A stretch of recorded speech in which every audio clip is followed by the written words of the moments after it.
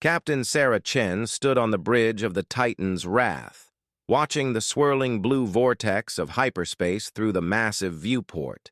The ancient human supercarrier hummed with power that hadn't coursed through its systems for over 2 centuries. Every console glowed with active displays. Every weapon system showed green across the board, and the ship's massive frame vibrated with the energy of an awakened giant. "Ma'am, we're receiving multiple transmissions from coalition forces," reported Lieutenant Torres from the communications station. His voice carried a mixture of excitement and nervousness that Sarah understood completely. Today would change everything. Sarah walked slowly across the bridge, her boots echoing on the metal deck plates.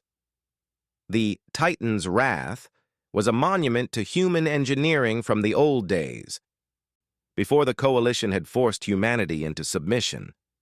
At 12 kilometers long and 3 kilometers wide, it was larger than most space stations.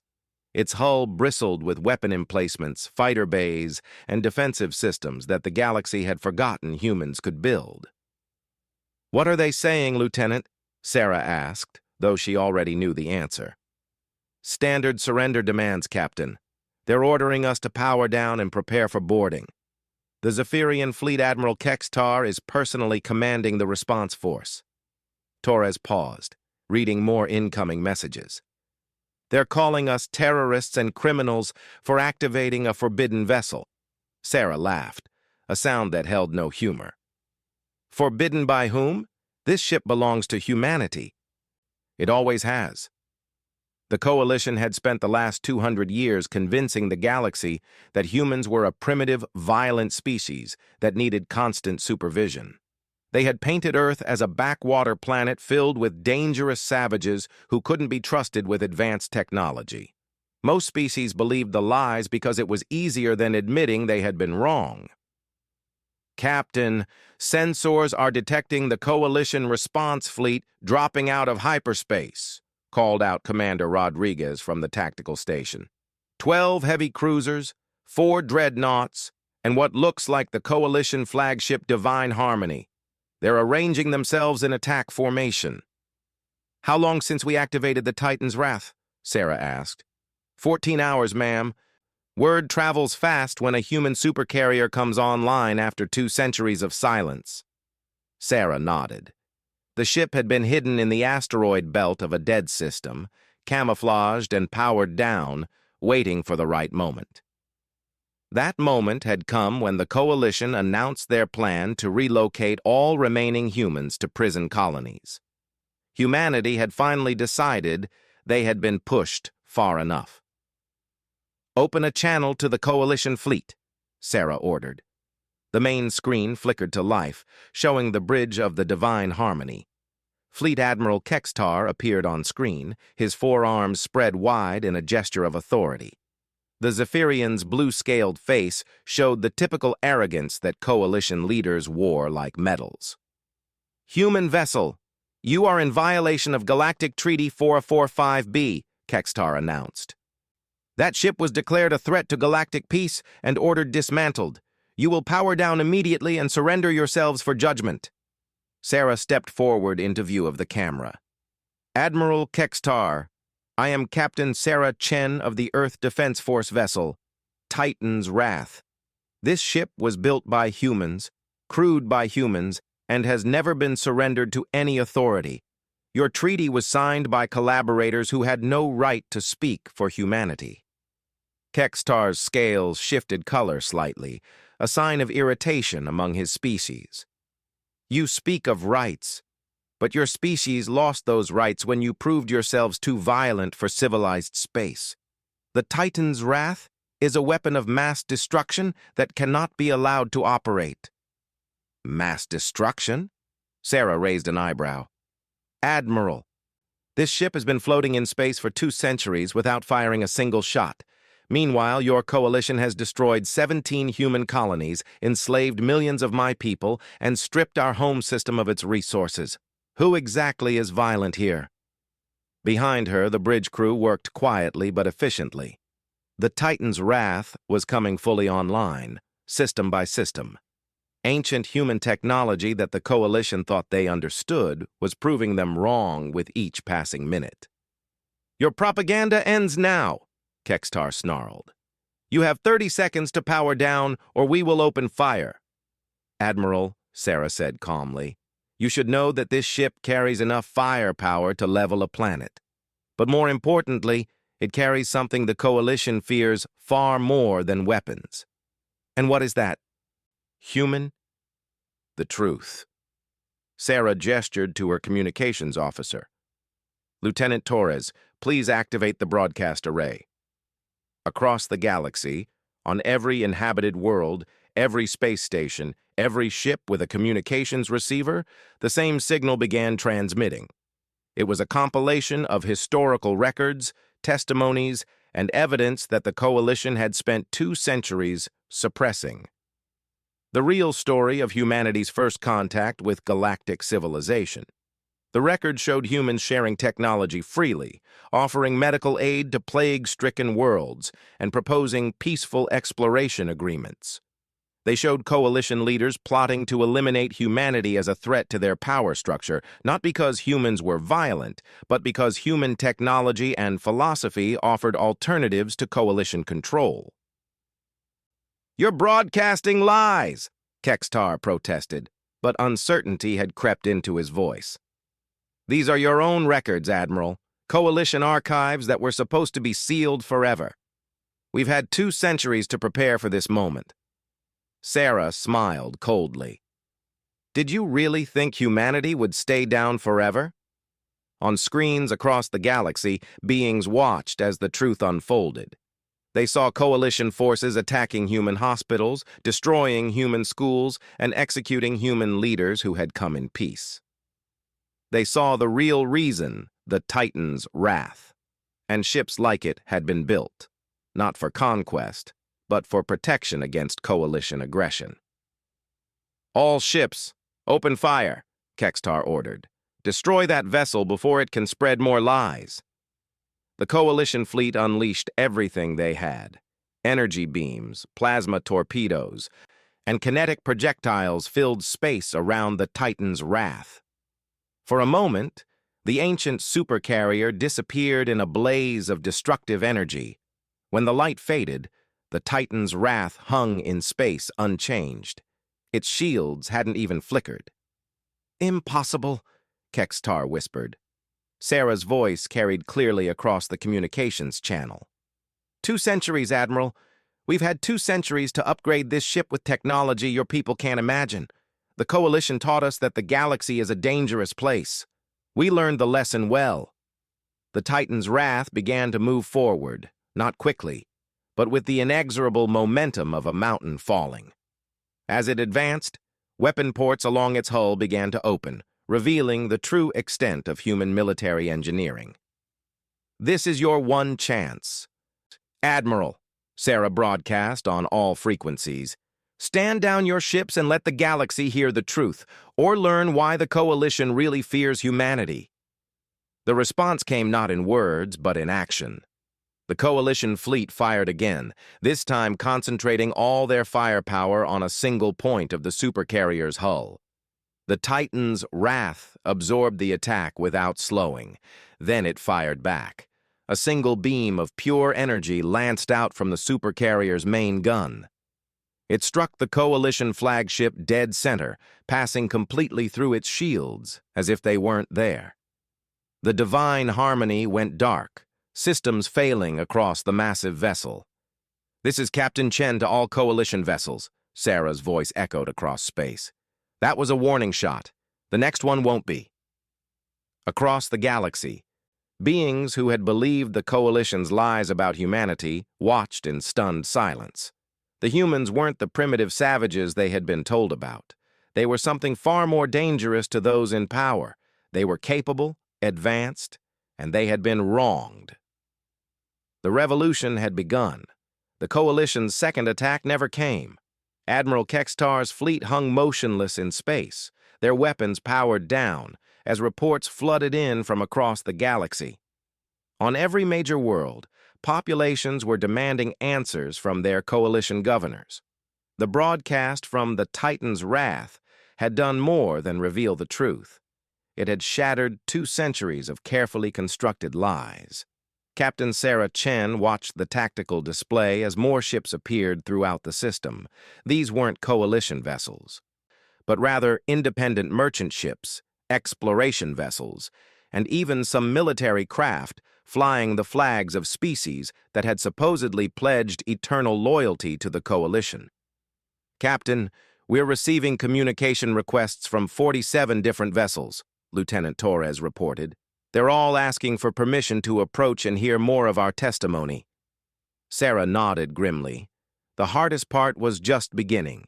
It was one thing to reveal the truth, but quite another to convince the galaxy to act on it. "Ma'am," Commander Rodriguez called from Tactical, 3 more coalition fleets are en route. Long-range sensors show them dropping out of hyperspace at the edge of the system. Estimated arrival in 6 hours. "How many ships total?" "Nearly 200, Captain. They're bringing everything they can spare. This isn't just a response force anymore. It's an armada." Sarah turned to face her crew. These were men and women who had volunteered for what everyone believed was a suicide mission. They had awakened the Titan's wrath, knowing that the coalition would throw everything they had at them. Yet every face showed determination rather than fear. "They're scared," Sarah told her crew. "The coalition built their power on the idea that they were superior to everyone else, especially humans. We've just proved that was a lie.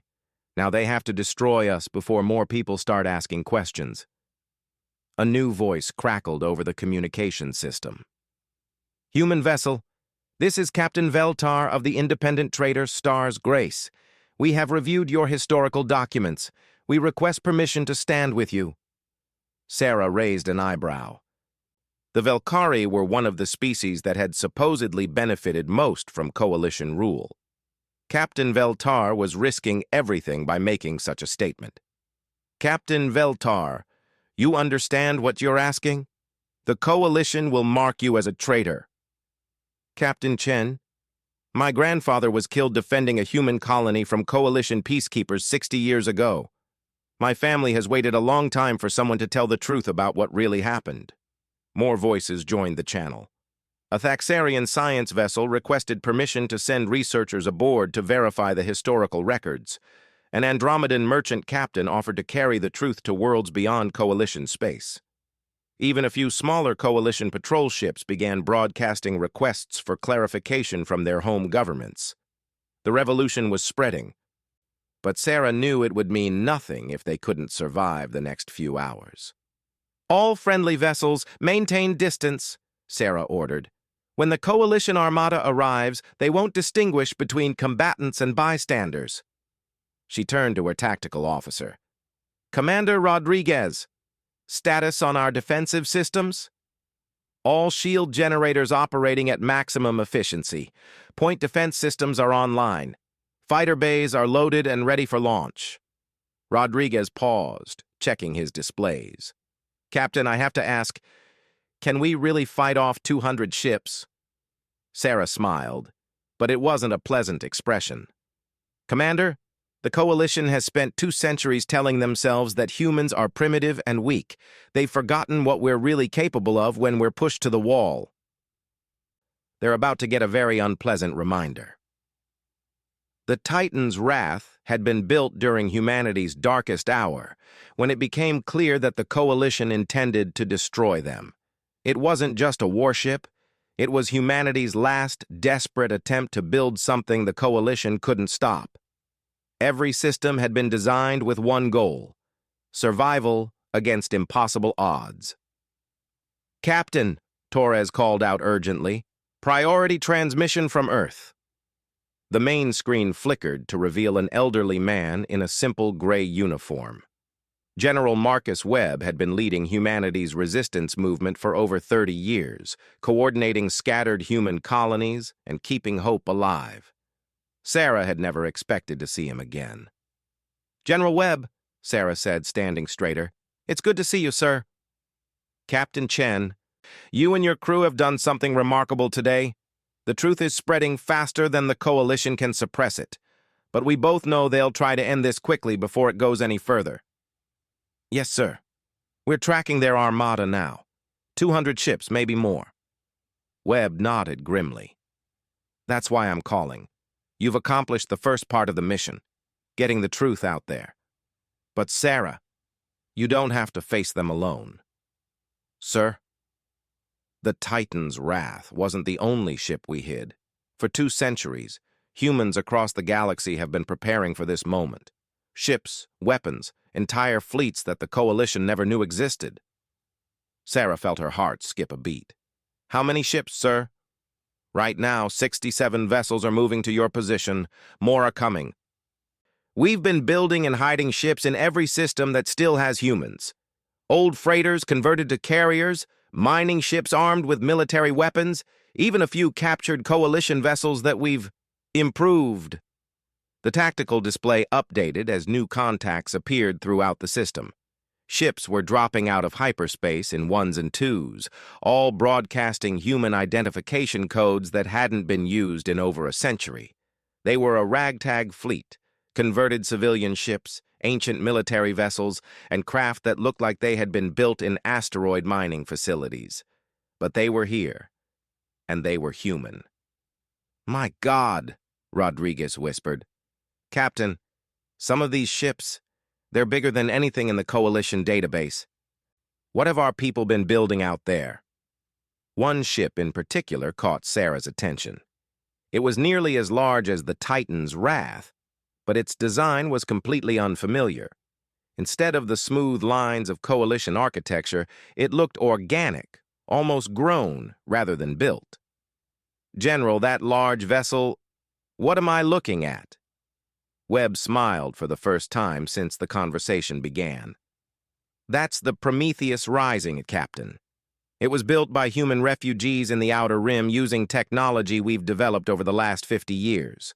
The Coalition thinks they know what human ships look like, but we've been learning from every species we've encountered. That ship uses Velkari bioengineering, Andromedan energy systems, and human innovation. As Sarah watched, the human fleet began to arrange itself in defensive formations around the Titan's Wrath. It wasn't the largest fleet in galactic history, but it represented something the Coalition had tried to eliminate: human determination and the willingness of other species to stand with them. Captain Chen, a new voice called over the communications system. This one belonged to Captain Tavara of the Andromedan vessel, Starseeker. We have reviewed your evidence. The Andromedan Council has authorized me to offer military assistance against Coalition forces. More ships began declaring themselves. Velkari bioships emerged from hyperspace, their living hulls pulsing with bioluminescent patterns. Thaxarian research vessels arrived carrying experimental weapons they had been secretly developing. Even a few Zephyrian ships appeared, crewed by members of Kextar's own species who had grown tired of Coalition oppression. Admiral Kextar, Sarah opened a channel to the Coalition flagship. You wanted to see what happens when humans are pushed too far. Take a good look around. This is what happens when any species is pushed too far. Kextar's image appeared on screen, his blue scales now showing the deep purple of fear and anger. You think this collection of rebels and outcasts can stand against the might of the Coalition? We have the largest military force in galactic history. You have ships, Sarah corrected. We have something more important. We have the truth, and people willing to fight for it. Your crews are already beginning to question what they've been told. How long before they realize they're fighting to protect the very system that oppresses them? As if to prove her point, one of the smaller Coalition vessels broke formation and began broadcasting a surrender message. Then another. The truth was doing what weapons couldn't. It was turning the Coalition's own forces against them. Admiral Kextar cut the transmission, but Sarah could see his fleet beginning to waver. Some ships held position, but others were pulling back or requesting new orders from their home governments. The Coalition armada was still coming, but when they arrived, they would find something they hadn't expected: hope. And hope, Sarah knew, was the most powerful weapon humanity had ever possessed. The real battle was about to begin. The Coalition Armada dropped out of hyperspace like an avalanche of metal and fury. 200 warships arranged themselves in perfect attack formations, their hulls gleaming with the authority of absolute power. At their center flew the Coalition's hammer, a massive dreadnought that served as the mobile headquarters for Supreme Admiral Zarthak himself. Captain Sarah Chen watched from the bridge of the Titan's Wrath as the enemy fleet took position. Around her supercarrier, the hastily assembled Alliance fleet looked pitiful by comparison. 67 human ships and perhaps 30 vessels from other species who had chosen to stand with them. It should have been hopeless. But Sarah had learned something important over the past few hours. Numbers weren't everything. "Captain," Lieutenant Torres called from communications, "we're receiving surrender demands from Supreme Admiral Zarthak. He's demanding we power down all vessels and prepare for immediate occupation by Coalition forces. Any word from the rebel fleet?" Captain Tavara of the Andromedans reports her ships are ready. The Velkari bioships are fully charged and Captain Veltar confirms his people are prepared to fight. The human fleet... Torres paused, reading multiple displays. "Ma'am, they're all reporting ready for combat, but some of these ships look like they were built in scrap yards." Sarah smiled grimly. "Lieutenant, you're looking at 200 years of human stubbornness and ingenuity. Those ships might not look like much, but they were built by people who had nothing left to lose." The main screen activated, showing Supreme Admiral Zarthak on his command bridge. The elderly Zephyrian was decorated with more medals than Sarah had ever seen on one being, each one representing a world conquered or a rebellion crushed for the Coalition. "So," Zarthak said, his voice carrying the weight of absolute authority, "the humans have finally crawled out of their holes. I must admit, Captain Chen, you've caused quite a stir across the galaxy. Governments are demanding answers. Populations are asking questions they shouldn't ask. Very inconvenient." "The truth often is," Sarah replied calmly. "Truth?" Zarthak laughed, a sound like grinding metal. "The truth is that your species is a cancer that threatens galactic stability. You spread chaos wherever you go, inspiring others to rebel against proper authority. That is why you must be eliminated. And yet here we are, still standing. Not for long." Zarthak's expression hardened. "You have one final chance to surrender. Disable your weapons and prepare to be boarded. Your crews will be processed and relocated to appropriate facilities. Your ships will be destroyed to prevent future incidents." Sarah looked around her bridge at the faces of her crew. They had volunteered knowing this moment would come, knowing they would face impossible odds. Yet every face showed determination rather than fear. "Supreme Admiral," Sarah said clearly, "humanity respectfully declines your offer." Zarthak's scales shifted to deep purple, the Zephyrian color of rage. "Then you have chosen extinction. All ships, advance and destroy the rebel fleet.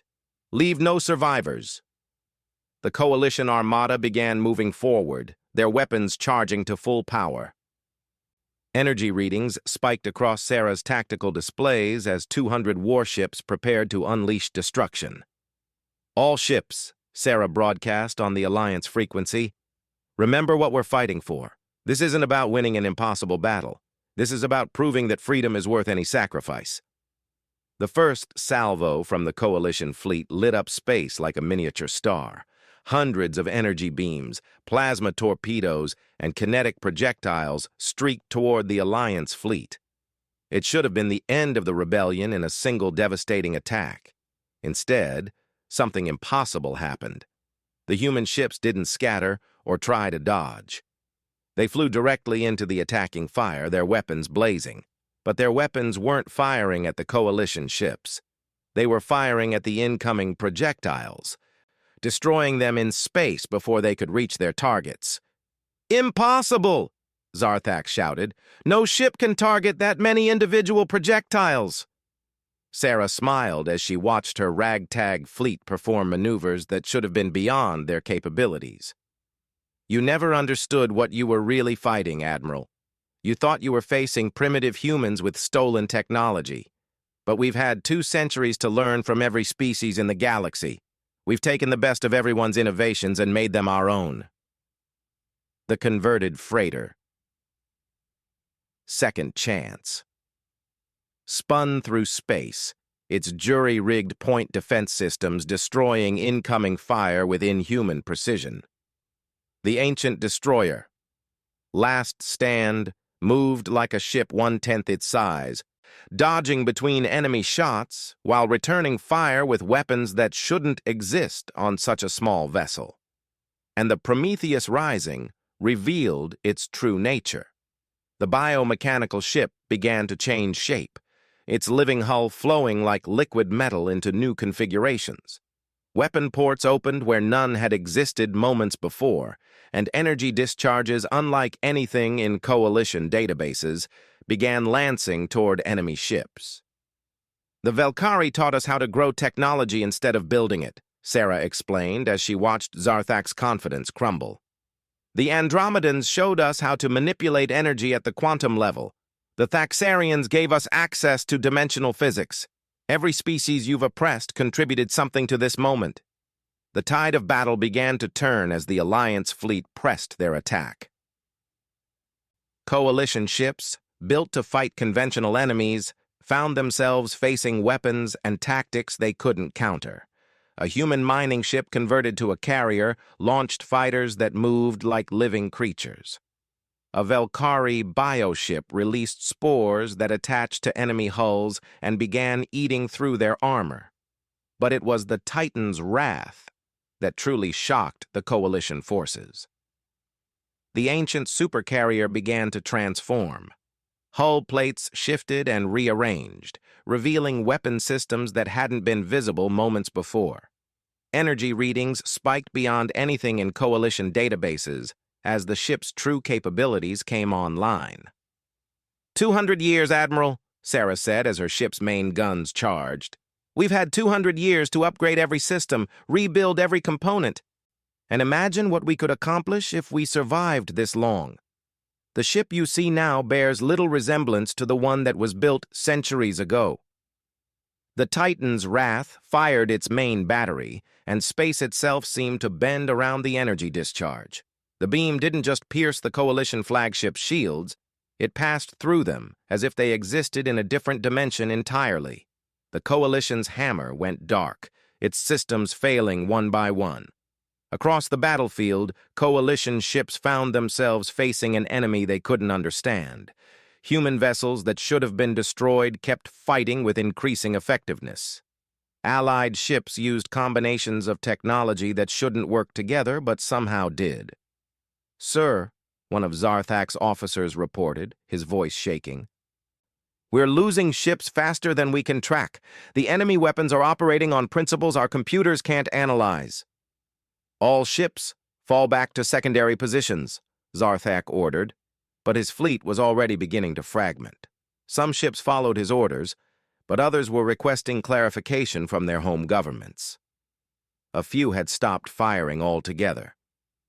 "Supreme Admiral," Sarah's voice carried clearly across the battlefield, "your fleet is asking the same questions the rest of the galaxy is asking. Why are they fighting to protect a system that oppresses everyone, including them? What happens when they go home and their own people demand answers?" The truth that had started with the Titan's Wrath's broadcast was spreading through the Coalition fleet itself. Crew members were demanding explanations from their officers. Captains were questioning orders from their admirals. The carefully maintained system of control was breaking down in real time. "This isn't over," Zarthak transmitted, as his damaged flagship began to retreat. "The Coalition has thousands of ships, millions of soldiers. You cannot fight us all." "We don't have to fight you all, Admiral," Sarah replied. "We just have to keep telling the truth until everyone realizes they don't have to fight for you at all."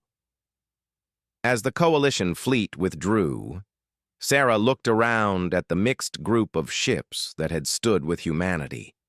They had won more than a battle. They had proven that the coalition could be defeated. Messages began flooding in from across the galaxy. Worlds were declaring independence. Species were demanding representation in galactic government. Even coalition member worlds were questioning their allegiance. The revolution that had begun with a single supercarrier was spreading across the stars.